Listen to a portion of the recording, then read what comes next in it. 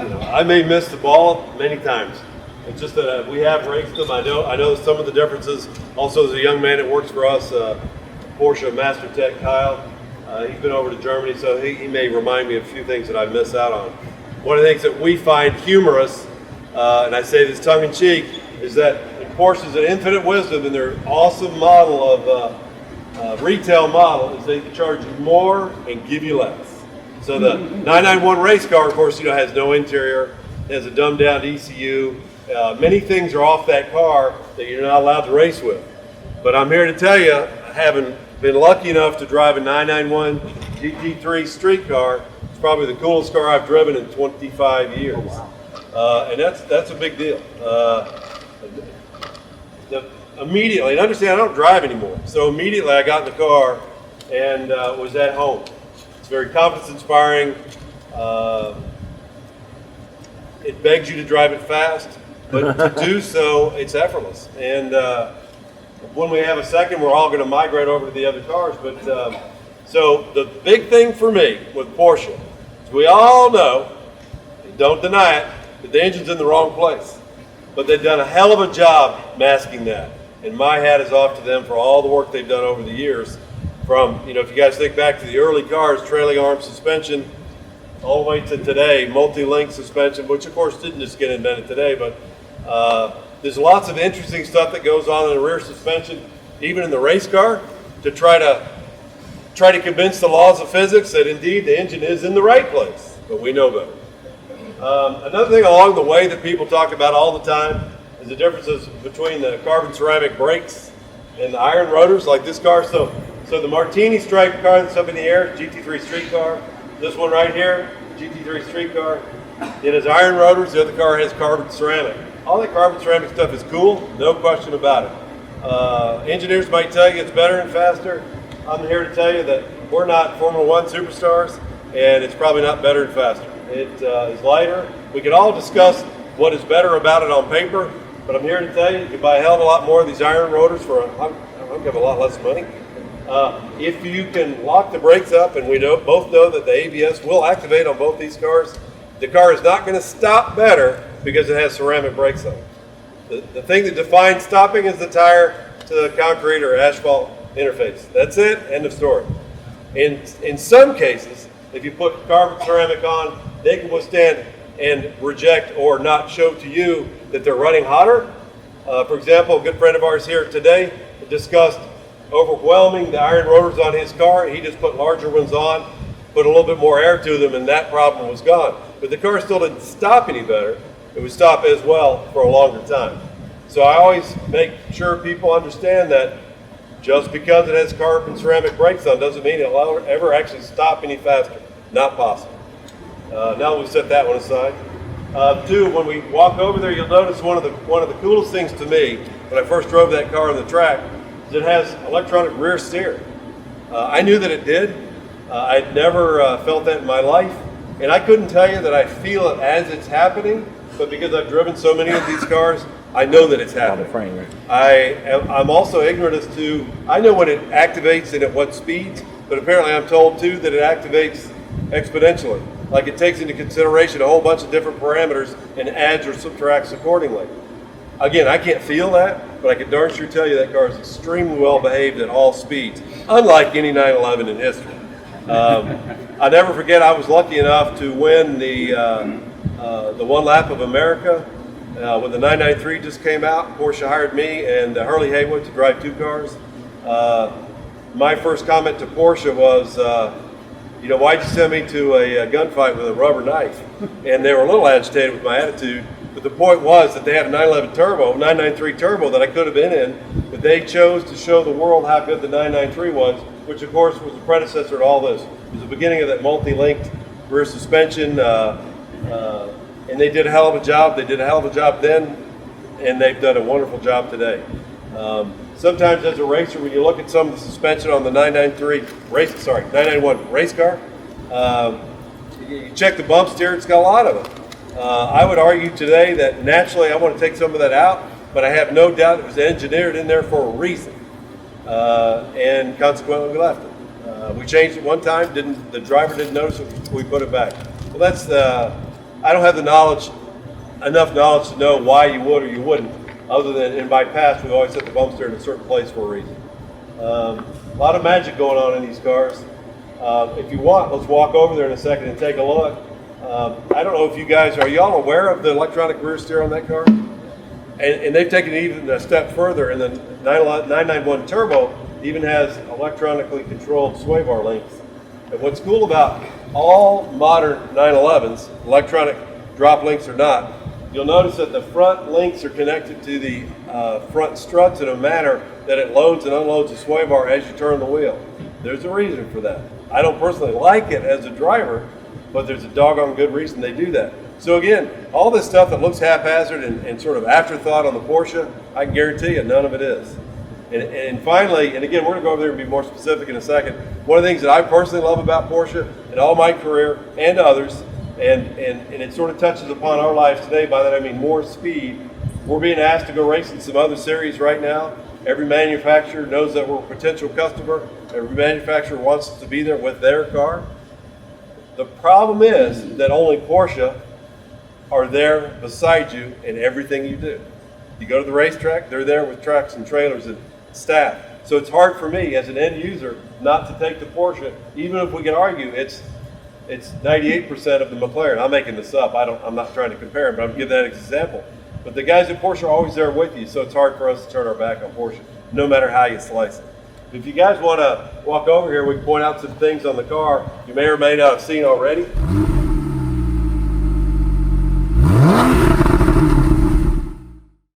A longer wheelbase car, and I'm going to say I don't know the real reasons that they landed it, but a longer wheelbase car is generally easier to drive for the average individual. It's just a fact of life.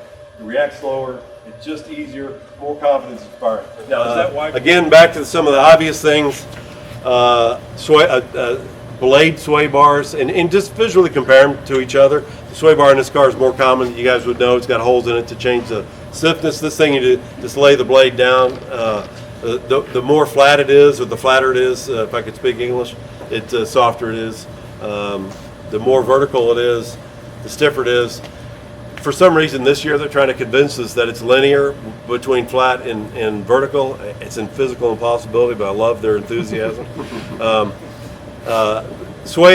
Blade sway bars were created really because the packaging is easier.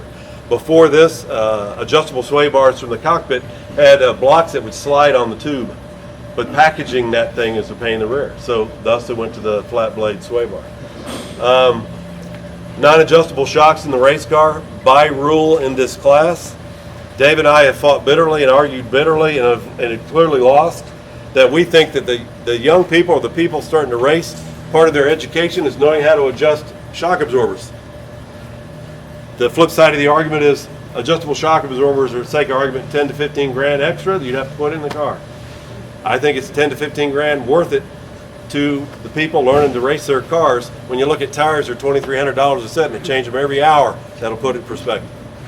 So that's just an old guy arguing that I think you're leaving out part of it. Yes, sir. Where'd they pick up the 50 pounds in the engine? I don't know that. Hate to be ignorant. Just materials? Yeah. Truly, I don't know that. And again, I hate to be ignorant. I just don't know. And does it mean it's 50 pounds heavier than this engine as it sits? I doubt it. But I think if you took the last of this engine in the GT3 street car, like the one that's in that car right there, that's the same engine as this one. I think if you talk street dressed to street dress, there's 50 pounds. But it's significant. They say it's in the engine, and I hate to be ignorant. I don't know. It's an interesting question. I'll do some studying, but I don't know. Which one's lighter?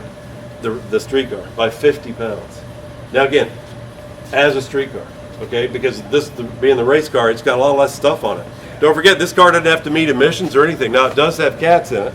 You can see the side mufflers. Yeah, and it doesn't have the side mufflers, but still, it's a significant. There's no need for any emissions, so it doesn't have some of the things that car has to meet a lot more stringent items for the world than this car ever will. This car is strictly a race car, so that's some of it. Never forget that as part of the equation in your brain when you're thinking about the differences in the cars. I do know that the rear steer on that car, if you look at it, it moves the actual rear tow arm on that car, which on this car is locked. Well, we can adjust it, but it's locked, so it's On this car, it's forward, up above the brake scoop if you want to see it. So in that car, you see the big giant electric motor. So it's in the same spot, but it physically moves that arm 15 millimeters. Think about that. So it's about 1.5 degrees on the tire, but trust me, that's a huge amount. Think about moving that arm. Heck, if I turn the steering wheel and that front steering arm displays 15 mil, you darn sure see it. So we're not talking about a little bit of movement here, it's huge movement. And you guys may know some of the stuff I'm going to spew out, but it steers against your direction of turn at low speeds, so 30 miles an hour and less.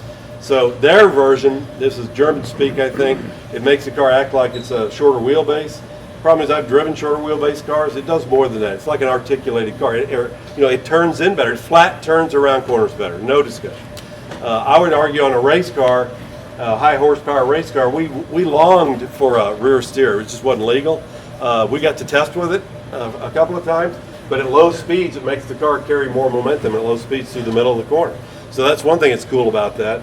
Now, granted, on the racetrack, it's rare if ever if you're going 30 miles an hour. I mean, you go out to Dakota, go look at your apex speed. If you're doing a decent lap at the slowest corner, which I'm going to guess is 11, and it's north of 30. So you wouldn't have the steering in your favor, in other words, helping it go through there. But at speed, that's where the magic starts. So it steers with you. Like if you're turning right, it steers right some amount based on several different parameters at speeds greater than 50. So all that's to help us old fools not get in trouble with the engine in the wrong place. And I can tell you what, it's magical. Also, that car, as you know, has PASM. Sometimes they call it spasm because it irritates the hell out of me. But because sometimes you'll be out in a street car, not so much that one, but let's say the early versions of that, and as a decent driver, you probably feel that it gets in your way. Well, it does sometimes. The one thing that I respect highly all automobile manufacturers for doing with that sort of thing is that none of us, let's admit it guys, gals, none of us drive on the street with 100% focus. We're always, there's other things in our lives so that electronic wizards come in and they will save you, and I appreciate that. But doggone it, on the racetrack, I wish I could turn it all off. Some Porsches you can do about 99% effortlessly, some are always in your way. No matter what, if it thinks you made a big boo-boo, it's going to reactivate itself, and you've got to deactivate it again. And so it's irritating. That car, and of course, you know, I want to say it vector brakes. So based on what it thinks you're doing, PASM does not only, now that they have electronically controlled shock absorbers, not only changes the shocks independently based on what you're doing wrong in its mind, but it also affects the braking to try to keep the car going straight. So don't forget, it doesn't keep you from having a wreck, but at least you get to see what you hit. That's there's also there's another thing. What do they call it? Torque vectoring or something? There's a deal where they do with the brakes that they help the car turn better. And again, I can't say it's a bad thing, but it's another way to help us drive the car with less effort. Again, eventually for me, it gets in my way.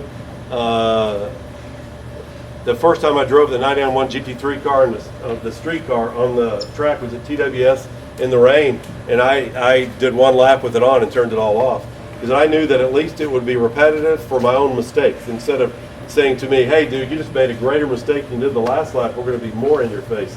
Well, that's bothersome to me. But again, that's how nice that car is. So I turned all that stuff off. Just FYI, he texted me and said it's the nicest car he's driven in 25 years. Yeah, it's magical. That street car there is magical. And I can only imagine all this stuff will filter down to all the cars that Porsche makes. And I'd be surprised if it doesn't end up in other cars too. Don't forget, a great deal of it is them masking the fact that the mass is in the wrong place. I'm sure I'm drawing a blank as to what else is missing. Clearly on the race car, different brakes. You probably heard my verbal diarrhea about the difference in brakes. Carbon ceramic brakes, you'll never see those on a race car. You'll see carbon brakes on a race car. There's a reason for that. Carbon ceramic ones are less bothered by differential temperature, so when they're cold, they actually do something. A carbon brake doesn't do anything when it's cold. So that's probably not a good idea for you to be out and you woke up on a brisk Texas morning and it's raining outside, and you left the house with a cup of joe and you're hammered down, suddenly you're in trouble, you got to put the brakes on. There's nothing going to happen if it's a carbon brake. I mean, zero. Luckily, those work well. Now, clearly, one of the advantages is much less weight. I don't know in this car, but I'll give you an example of when we ran carbon rotors on a car that used to have iron rotors. All 4 rotors in the carbon weighed less than 1 of the iron rotors, so it was a big deal. So it's unsprung weight, all real high-end up physical stuff that most of us would never notice. Rotational mass, so it accelerates faster because it's accelerating less. It's like a lighter flywheel, if you will. You'll laugh that during some of my lifetime's progression through the turbocharged era, if the engine guys didn't have control of the wastegates very well, we'd actually put on iron rotors or take them off based on trying to control the hit, because it made a difference. We could tell how hard it hit if it had the carbon rotors on versus the iron rotors. If I needed a little less hit, we'd put the iron rotors on, assuming the engine guy couldn't get it done. And sometimes it's hard. PFCs, I was sharing with another one of our good customers here. I suggest to everybody, as you go through, for you guys to do track time events or track events, yeah, Pagan and many of the other brands are fabulous brakes. But I suggest that if you have the wherewithal, that you try different brands, because every brand is suited to one individual. So for example, I happen to like PFCs because the way they initially come on and the way they release is a big deal to me. That doesn't mean that they're better than Pagans. It's a personal opinion. Give you an example. When we take a new, like for example, this gentleman here that drives this car, if we could, we'd take him out and try a whole bunch of different pads, but we're forced to run PFCs. In the prior years, we were forced to run Pagans. Again, not passing judgment on the brands, but let's say one of you guys came to me and wanted to go out and learn how to drive. I'd also make one day not only to teach you how to truly brake. These cars have no ABS, so it's something you have to learn. We'd swap different brands of pads through the car till you find the one that you like, and it's a big deal. So just file that away. You may never do it. Just know that out there, the different pads have different behaviors. And compounds. Yeah, and ultimately, if they can lock the brakes up, you're not going to get any better braking. It's just the way they come on and go off. As an individual, you'll like one brand over another. Well, quick question. Yeah. I mean, I know they have, I forget the brand, but it's red, yellow, green, those brakes. Probably Pagan. I don't know. Have you all seen those? I think it's EBC. Oh, EBC, yeah. EBC. What are your thoughts on those? 'Cause I actually Well, I'm consider ignorant. going. You'd have to ask some of your buddies. I've never run them. I'm down. I don't drive. We've only run them on the Lamborghini, so it limits the experience with those. Anybody run EBC? You can help this guy? Reds. I have used some of the yellow and also the blue. And you're feeling you It's like? a little bit more temperature to get it. So there's a guy you can visit with. I hate to be ignorant, but I just Nah, have I never don't know. used them. They're a brand that I know of. So, you know what I'm saying? So they have enough of a market that we know who they are. We just have to use them. And just- What's the total weight difference between the two cars? Don't know that. David, I hate to be This ignorant. one weighs 1,000 or 1,200 kilos, it's right over 2,600, and I believe that car's closer to 3,200. Is that right? Yeah, I think so. In that range. That's a lot. But yeah, I mean, don't forget, street car, yeah, we'll lower these cars after a while. Well, of course, you can see a street version of that right behind you. We left the door off this car for a reason, so that you guys can look inside the cockpit when we're done with my BS. The door by itself is about 75 pounds. Yeah. The seats are about 60 pounds each. The exhaust is another 30 pounds. But then there's additional stuff like the clutch and flywheel on this is quite a bit less because it's smaller. So, when we talk about doing lightweight flywheels and so forth, there's a bunch of difference in the weight. But look at the interior itself and the glass. There's only a windshield in the front. All the rest Plastic of it's everywhere plastic. else. Carbon bits on this car. Anyway, so there is a significant difference, which of course is why it's faster. But I'm pretty sure that car over there has more horsepower than this car. Anyway, also this gearbox, guys, is old school. So even though it's paddle shift, it still has a clutch that you have to operate to get it moving. So anybody that rides a motorcycle knows what I'm talking about. Once you're moving, you don't really have to use the clutch again. I'm not telling you that's the way to drive it, but I'm just saying. So this car, once it's moving, and again, that's Porsche. Ferrari even does the same thing. When you get a true FIE GT3 car, no longer twin clutch, because for a reason, it's less reliable. These things are dead. Think about it. If you only use the clutch when you leave the pits, well, you think the clutch is going to fail? Probably not. And then electronically, the shifts are done. So when you activate the paddle, it sends a signal to an air shifter, but also a signal to the ECU to cut the power and or even blip the throttle, so the downshifter smooth as silk. it adds two things. First of all, the tranny is very reliable, very simple, relatively lightweight because it didn't have any extra stuff in it. And now with all the electronic controls, very long-lived. The old days, people used to tear up the dog clutches in a gearbox like this. It's got these funky fingers that mesh. Everybody thinks it's gears physically meshing. That's not what happens. The gears are meshed. Then there's this thing that floats back and forth that selects one of the pre-engaged gears. So anyway, they're very simple. And that's another thing about the race car that's different. So this tranny is significantly different than that tranny. This is just old school. Let the clutch out and get rocking and rolling. From then on, just work the shifters, the air shifters, and you're down the road. I believe they both have a similar steering mechanism. I'm not positive. Dave, do you remember that? Similar steering mechanism? In the front? Yeah, I mean, physically, The rack both is full electronic. I think it's the same except for the stops, the side to side. I only say that ignorantly because I know that car is full electronic. Porsche, for the longest time, stayed with, and I don't know, Dave, this may be a hydraulic or electric, but because the biggest complaint about people going to full electronics is that they lost the feel, which is ironic because the doggone thing is still mechanically connected to the wheel. So in other words, you didn't power up the rack. Again, simple as stupid. It's a race car. Porsche's history of conservatism. They finish races and they win. They win because they're always there at the end. I think I've touched upon the gross differences between the cars. We will lower this car again in a second. As we move forward, we're elated to see all you guys here.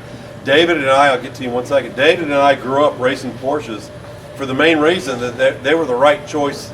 And I'd even argue today, although a lot more manufacturers are making inroads into that, Porsche set sort of the ground rules. You want to win? Come with us because our cars will finish all the races. We don't care if the engine's in the wrong place. We're going to win because we finished the race. So Dave and I grew up racing at the time. The only intelligent tool to have if you want to go racing. Even if you don't like Porsches, if you want to go racing and win, why wouldn't you choose the best tool in the toolbox? So for us, our whole careers were that. Now I was lucky enough to race for other brands in my lifetime, but still we keep coming back to it. This company was built off of David's clients that raced. He knew as well as I did that the street world is everybody's fun for many different reasons. A, we get to educate people. B, we get to see the camaraderie, but we're elated that y'all are back here. We would like to see more of this. We'd also like to see you guys asking us to have a specific tech session. We knew that you guys were coming today, so we said, what the heck, we'll just show you the difference in these two cars. If there's something you guys really want to know, ask us. Been there, done that. So you had a question? I was asking about the suspension. Are they all ball end links and things like that? On the street car, it's half ball length, if not 3/4. You can't see them because the balls are covered with rubber to keep the debris out of them. Yeah, that's This car, I'm pretty darn sure it's all ball. And that it's funny because I've seen the migration of that over the years. The old days, even the race cars had some rubber pieces. Then you were allowed to change like the inner one to a ball and so on and so forth. Clearly just takes away, I know something else I didn't talk about, which comes back to chassis movement and relative to suspension or just other things. The street car has electronically controlled engine mounts. So, when you're driving around the street, enjoying yourself, having a good evening, driving over bumpy roads and all, the engine just hangs there in a really well-cushioned hydraulic shock absorber, sake of argument, except there's no shock absorbing per se. When the car gets hauled in the mail and you're hammered down and it sees high G's, well, they electronically, like on many cars today where they have magnetic particles in the oil and the shock absorbers, it's a very easy way to control shock absorber valving. You're not changing a valve, you're changing the thickness of the fluid that goes through the valves. Well, they do the same thing on the engine mounts in the modern Porsche. So by changing the electronic charge into the metal particle filled oil, it changes its viscosity and then suddenly becomes a solid. I don't think it's ever solid, but for all second argument, they can do that. So not only stabilizes the engine under acceleration and braking, it stabilizes. So now the car has no matter what you do, it's never waiting for a thump from the engine moving. So that happens also on that car. This car, it's all solid mounts. Are any of the aero packages controllable on this car? Racing? Other than the wing. And also, if you notice, it's interesting, a good question. None of it externally, I mean internally. But aerodynamically, we can move the wing. They do things like they disallow you from hiding the holes and stuff like that because your competitors have to be able to see. Of course, lots of cool things that take you long to realize that things that the wing attached to on the chassis are flexible, wing. And so, but as they get wiser to that, now they start pressure testing all that. They lean on it, they put weights on it to make sure, because we want the wing to lay down at the top end. It takes drag out of the car. But at lower speeds, we want the wing to come back into the car. So anyway, it's not really legal, but you know, things happen. But as they wise up, they catch all that. Also in this car, I'll get to you 1 second. The front of this car, you notice that these cars have 3 radiators in them. You'll notice that the center rat on this car is almost always completely blocked off. A, it overcools, but B, it changes that downforce in the front. So we'd actually like to block off the outer 2 and leave the front one up, the middle one open, but they won't let us do that. They say you're allowed to block off the side ones as the temperature goes down, but not until the front one's completely blocked off.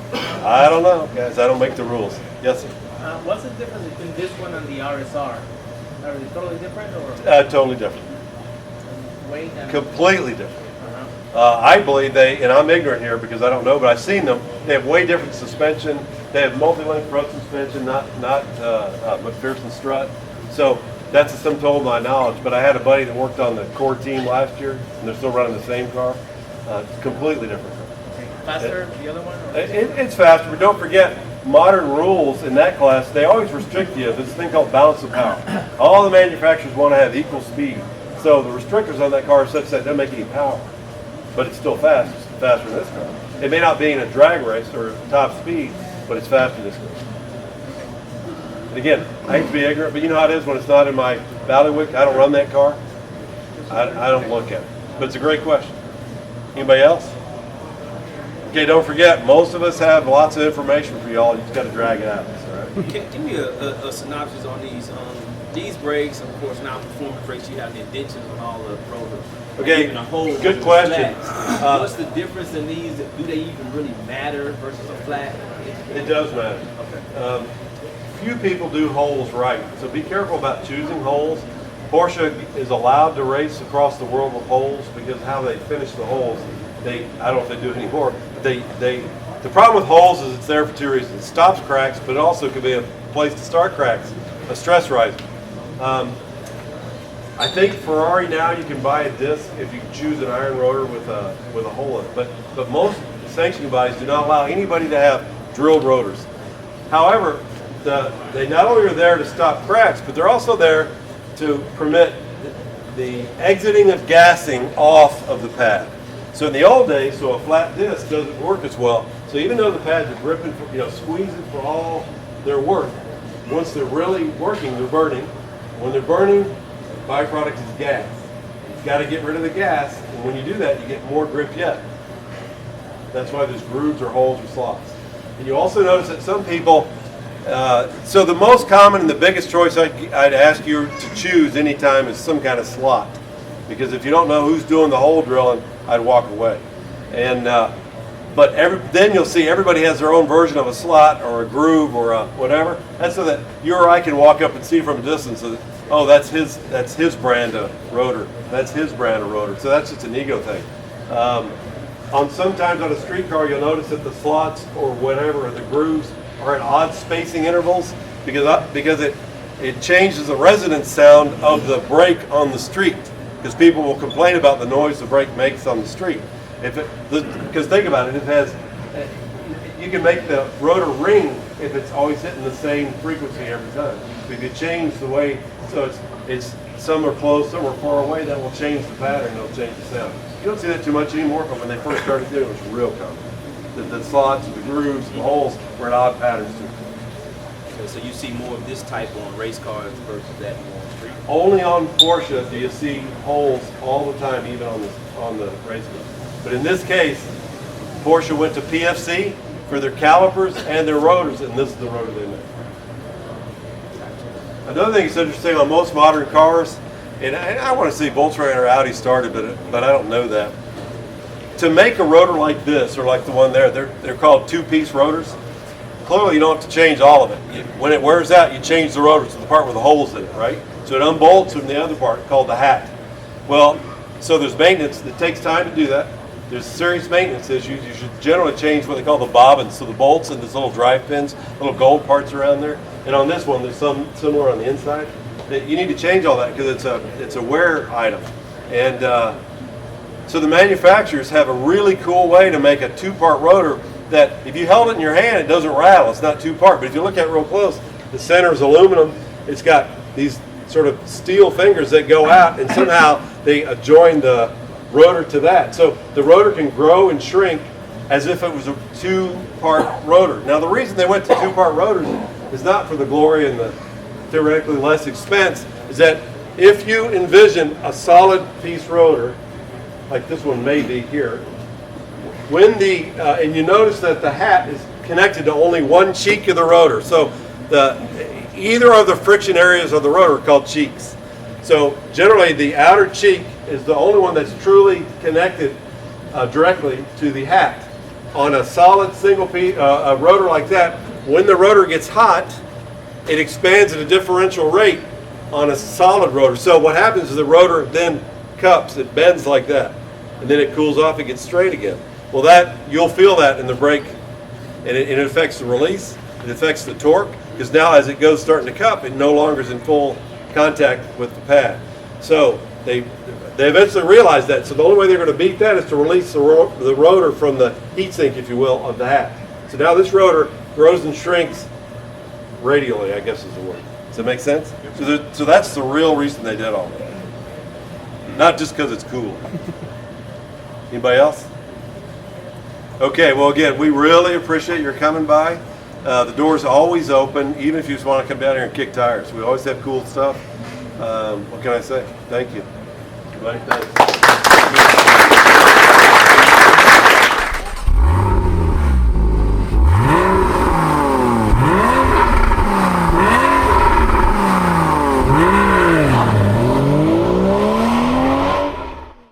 I just want to thank everybody for making it out to the Porsche Club Tech Session this morning here at moorespeed. I think we had a pretty good discussion with about 80 people showed up. Listened to Price Cobb go over the difference between the 991 Cup car and the 991 Street car. If you need any more advice or questions, please give us a call sometime. Check us out at moorespeed.com.